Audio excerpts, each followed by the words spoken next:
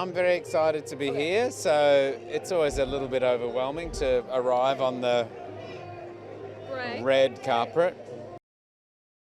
There sort of wasn't any work, to be honest, you know. I mean, Margaret's so lovely and vulnerable and kind of worthy of protection that, you know, I felt that, I mean, I'd already sort of started to think about my own son and being a parent and what sort of protection you would bring in this kind of world, you know, and just to sort of transfer that across to an older child, being Margaret in this film, was kind of easy in a way.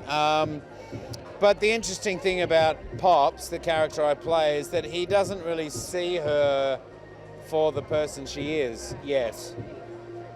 You know, so he's doing this very sort of old-fashioned defensive stuff, and you know, it just takes him a while to kind of go, hang on a second, she's got something to offer me as well. So we see that through the course of the film. You know, Ridley quite likes a bit of levity and a little bit of humour every now and then, but yeah, it just took a while to get there. I mean, just working with Ridley, you know, I mean, I said to him, look, anything you want me to do, I'll come and do. And I think he's got a sort of a unique view of the world, so I feel like anything that he does means that he'll lean into something that I've not experienced before. So it was sort of a combination of him and what was in the script and obviously what was in the book. Yeah. Well, I think that the kind of the sense of post-apocalyptic world that we often see in films, which is, you know, end of days, you know, etc.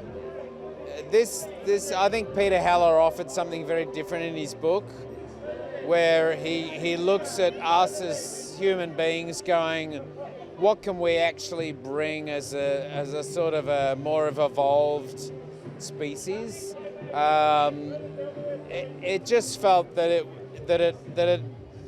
required a kind of a more developed sense of how we progress from this point on. So it was very different than most post-apocalyptic films that I'd sort of seen before, to be honest, yeah.